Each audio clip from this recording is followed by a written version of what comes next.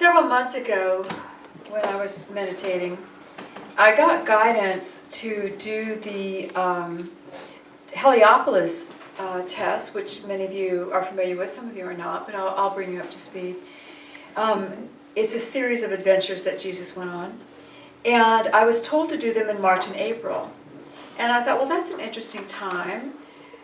Normally during that time we would be preparing for Easter, which is well into Jesus' teachings with his own country. And it was like, no, are you going to follow your guidance? Are you going to edit it? So, we're doing this from Spirit, so we will be doing this right around Easter. Easter comes early this year.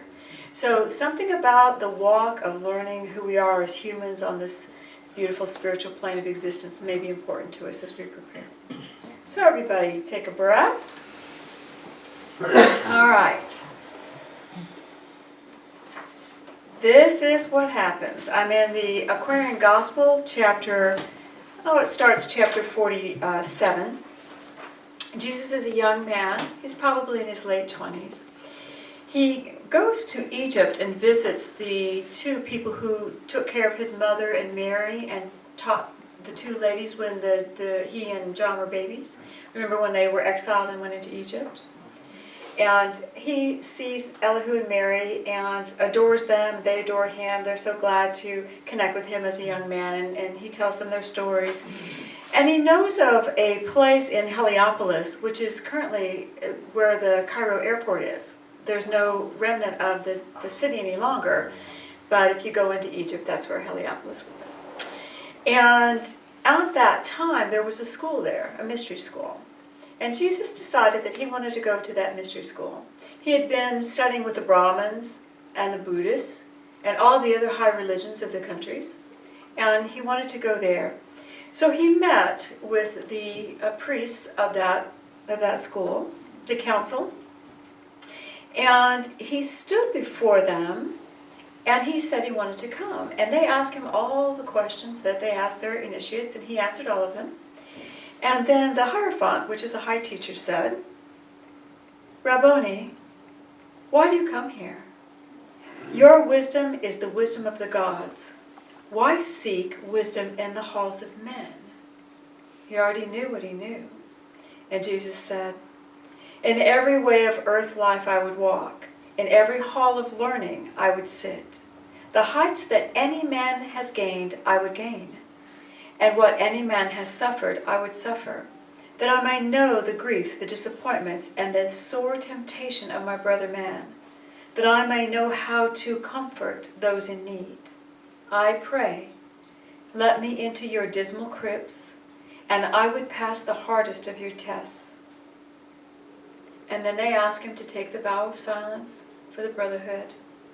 He was taken, he was bathed, and he was put into proper garb. And the series began.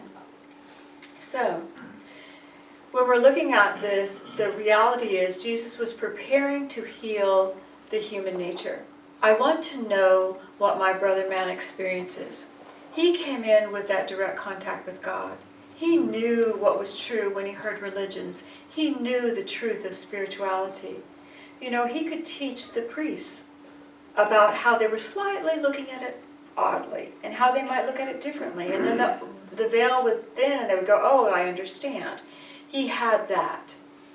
But when you are dealing with the human nature, when you are dealing with human emotions, it changes things. And he had not yet begun his ministry, and he wanted to experience what these people experienced. And you all know, when you're walking your spiritual path, is it easy?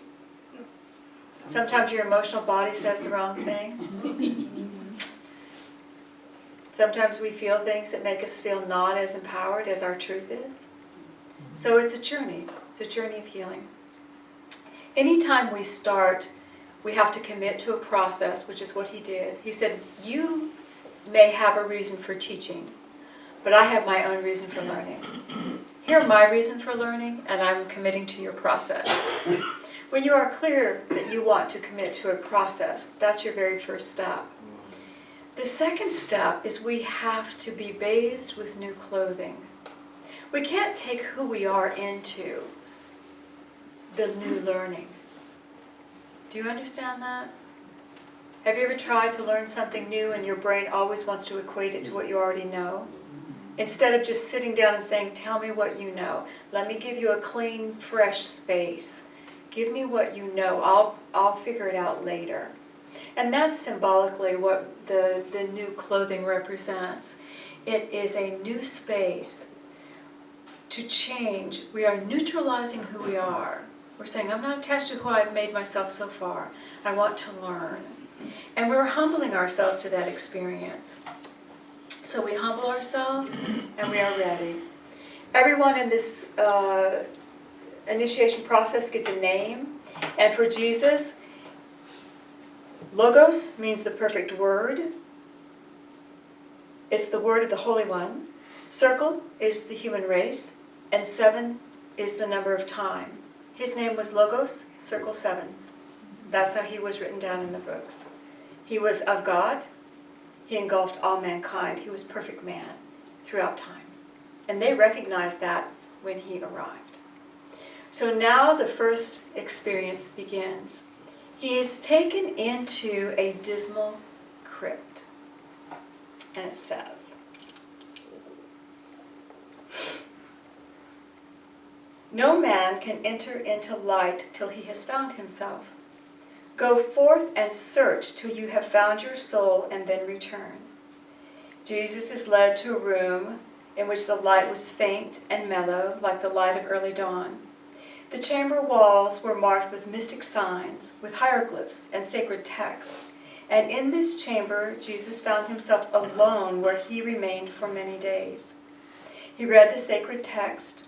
He thought out the meaning of the hieroglyphs and sought the importance of the Master's charge to find himself. Find your soul and then return. A revelation came. He found his soul. He found himself. And then he was not alone. He studied the scripts. He studied the manuscripts. But do you think the answer was in those manuscripts? No. The act of studying, the act of his focusing on them, woke up him. He was the one studying. He was the one observing. He was the one experiencing. There was no other distraction but him and this experience. And through that, he became aware of him. Do you hear what I'm saying? So, it's the process that takes us to our awakening. As we sincerely invest our energies, we see ourselves in that investment. Shall I say that again? Yes. As we sincerely invest our energies in anything, we will find ourselves in that investment. Sincere investment. And he was not alone. We are not alone. When we realize I am the observer, I am the one learning, I am the one having this experience, I am now aware of the I am in me. And what does that connect me with? God. I'm with God. I am. And now I can look at everything with new eyes and new light and new energy. You see? All right. It says return, but it doesn't say that he returned. He was not alone. He had found himself, and he's looking again at everything that he studied. This is what happens next. Do you think that aspect of the first test was easy? No. How long do you think you would fare in a room by yourself with no TV or Facebook?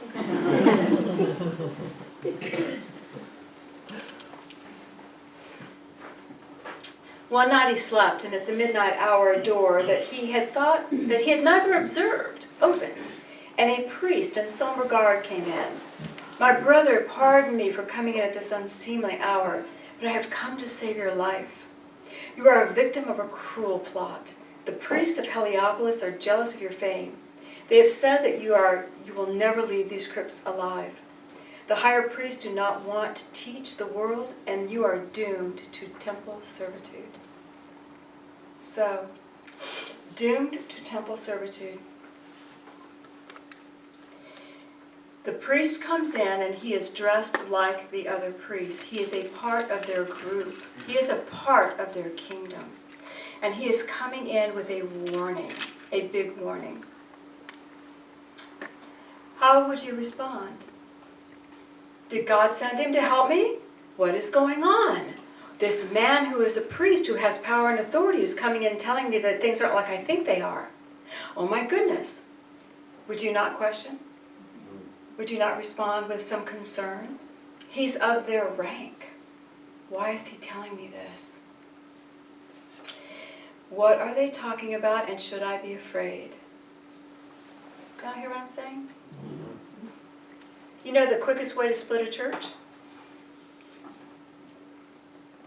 Quickest way to split a church, any church.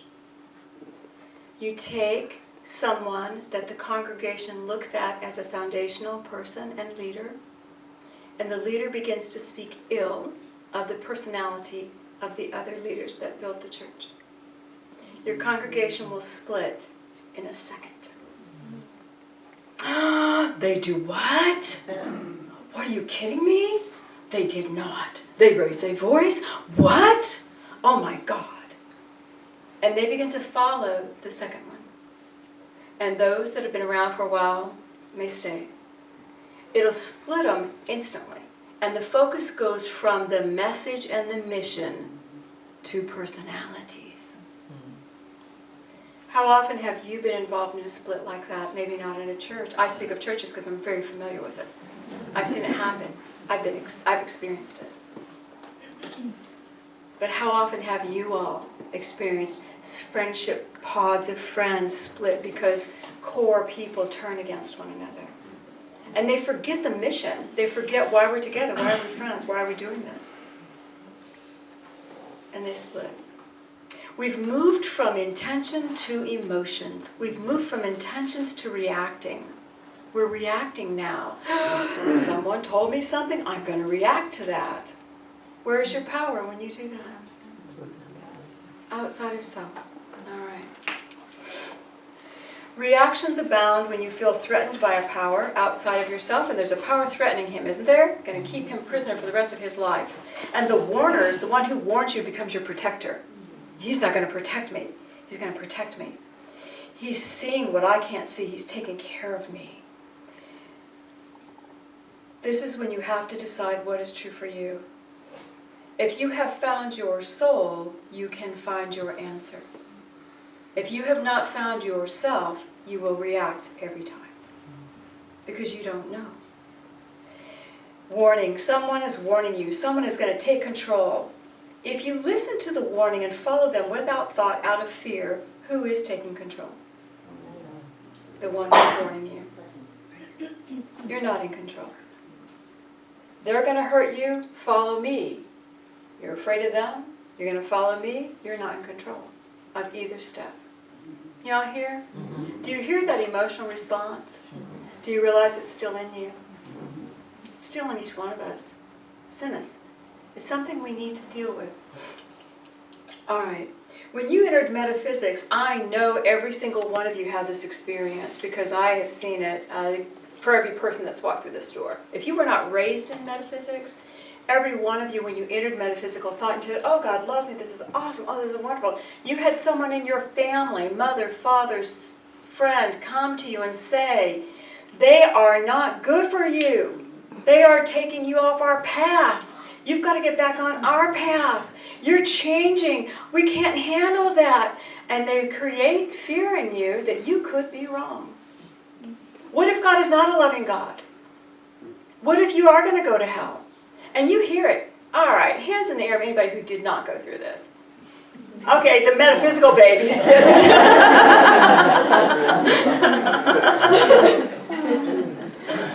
The rest of you have had the same experience where out of the blue, a door you didn't even see was there. Someone comes swooping in at you. Don't leave us. We need you to stay with us.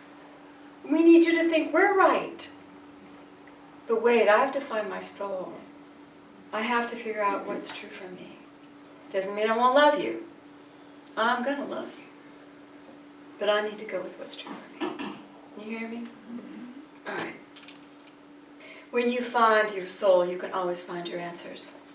So the priest now has a solution. I shall carry you forward. The warning has a solution. He now says to Jesus, okay, they're going to keep you in servitude. Got it? You're never going to leave alive. But, if you want to be free, you must deceive these priests. Tell them you are here to stay for life. And then, when you've gotten all you want to get, all that you wanted to gain, I will return and by a secret way lead you forth and you may go to peace. I'm going to take care of you. Don't you worry, you do a little bit. You do a little bit. I'm giving you permission to dabble a little bit. But in the end, you're coming home with me. How do y'all feel? During this time, the other priest had left Jesus alone. I want you to hear me now, humans.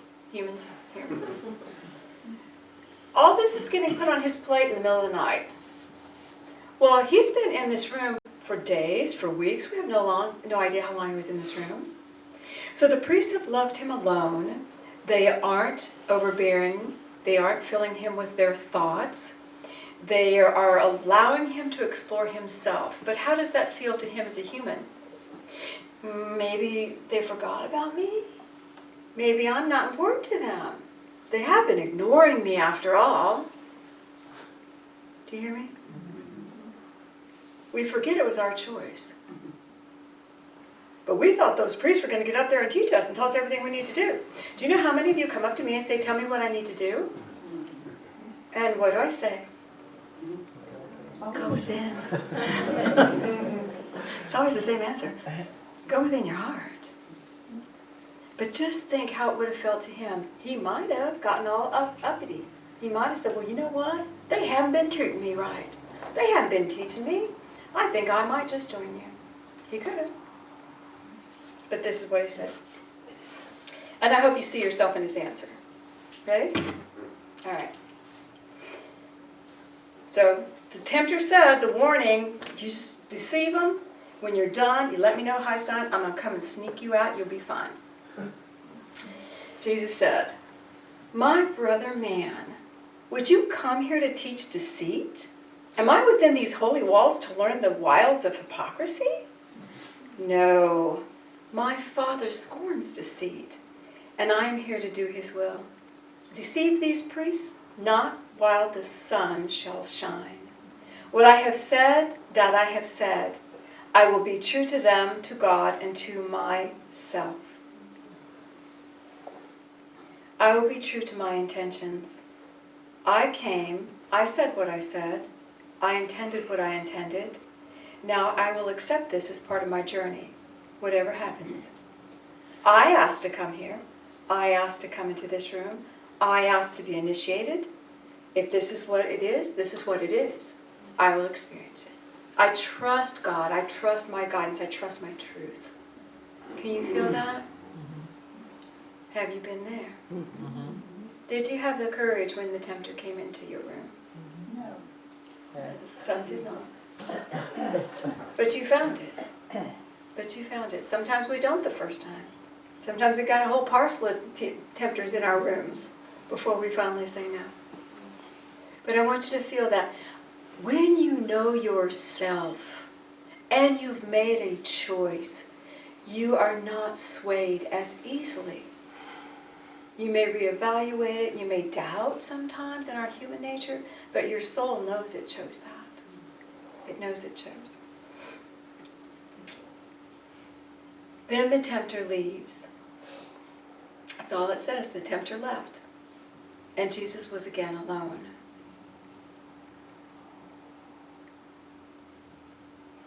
When we are able to be true to our inner knowing, all temptation leaves. The doubt leaves. How many of you have really good friendships with doubt in your world? That would be most of us. Really good relationships with judgment. When we know ourselves and we know why we chose what we chose, the judgment and the tempter leave. Hypocrisy is to say one thing and do another. Or either saying one thing and doing another, is this demonstrative of someone who knows what they're doing. It's someone who plays both sides against the middle because they don't know what they're doing. They don't know who they are and they don't know their truth. These are the tests of human nature. The tests of human nature. And spiritually, we all know a lot, don't we? And we meditate, we get good energy, and we love God, and we know a lot, and we know the laws, and we're understanding more and more and more and more and more. But in that moment when you're afraid, you're afraid. You're afraid. I know I'm with God. I know God loves me, but I'm afraid. But I know God loves me, but I'm afraid. Which side wins normally? The loves me side? Good. If the loves me side wins, that's when you know that you are where you need to be. You have chosen this. If the fear side wins, you're doubting your choices. And maybe they did not come from within. I don't know. But do you see how we all are both sides? We have to consciously come back to, no, I chose this. Let me see where it leads. No, let me keep my eyes open. Let me flow with my Father, Mother, God, who wants me to speak honestly. All right. The man leaves, Jesus is alone. In a little while, a white-robed priest appeared and said, "Well done. The Logos has prevailed. This is the trial chamber of hypocrisy."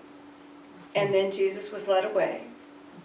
All the brothers stood. The Hierophant came and laid his hand on Jesus' head and placed within his hands a scroll on which it was written, "Sincerity."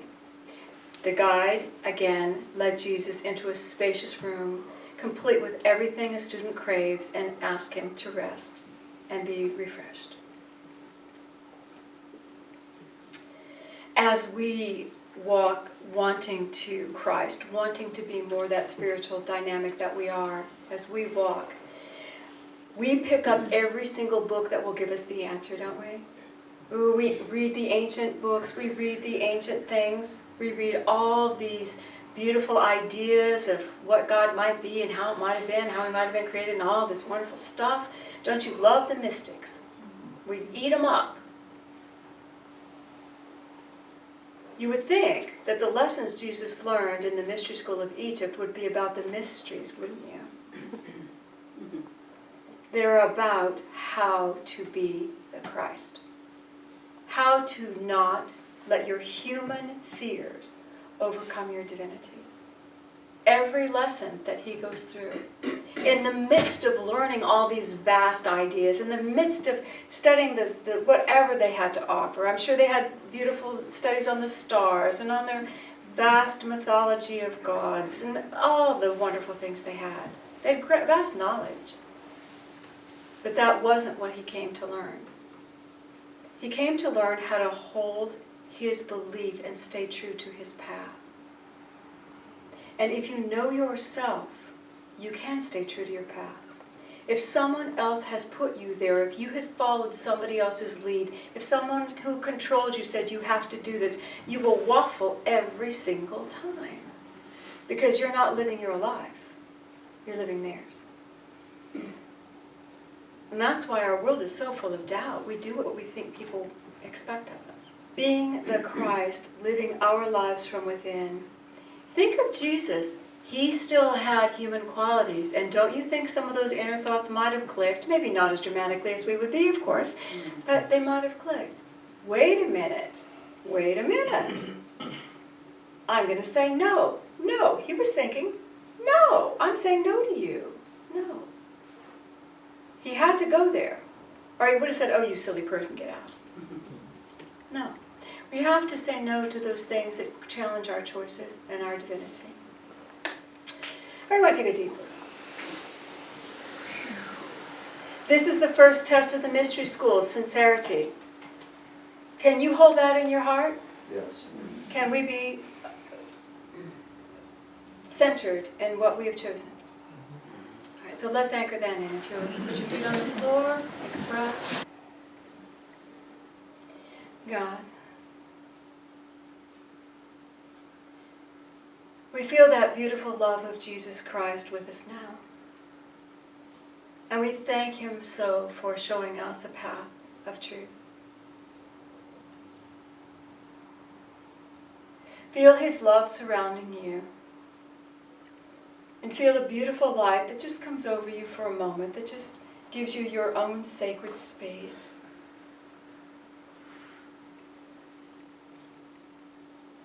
And feel that love of God. I would ask that you just let your heart open. Begin to feel the love moving through your heart. And in your mind's eye, I want you to ask Spirit to show you a space that you stand in this world where you chose from within, a space that is true for you. An image should come up, or a feeling, or just maybe words, where I stand that I chose from within.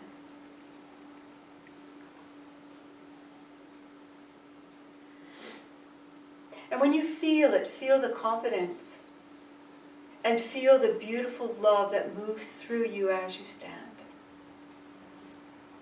This is for my soul. This is for my life. And feel that love of God pouring through you.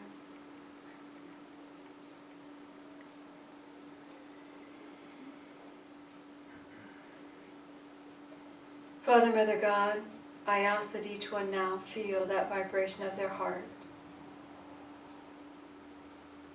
The vibration of the soul, even a little.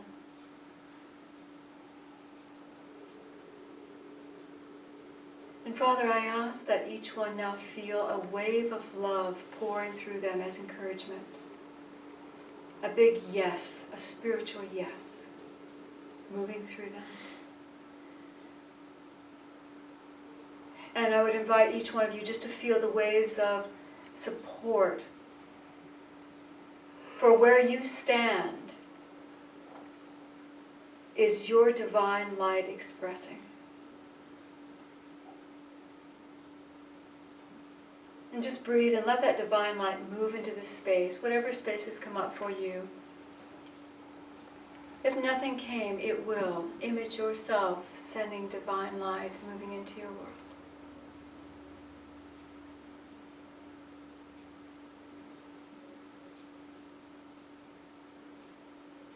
And in your heart, feel, I accept my divinity. And I am on my purpose. And as you feel that, feel the love, the trust, and the guidance of Father, Mother God moving through you. I am in my right and perfect place by divine order, by divine choice, by divine awareness. I know myself. When I am in this place, I know myself. Take a breath and send the energy out into the auric field, to the energy around you. Let your focus come back to your body. And God, we love you so. I ask that your light enfold all, and that they feel that beautiful support of Jesus Christ this week. And I thank you. And so it is.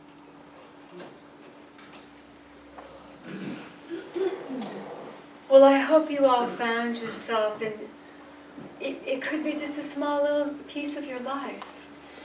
It doesn't matter where you found yourself standing. That is where you will shine. And if we are following our heart in one little aspect of our lives, we will follow our heart, typically, in all the opportunities that come to us. Feel that? Yes.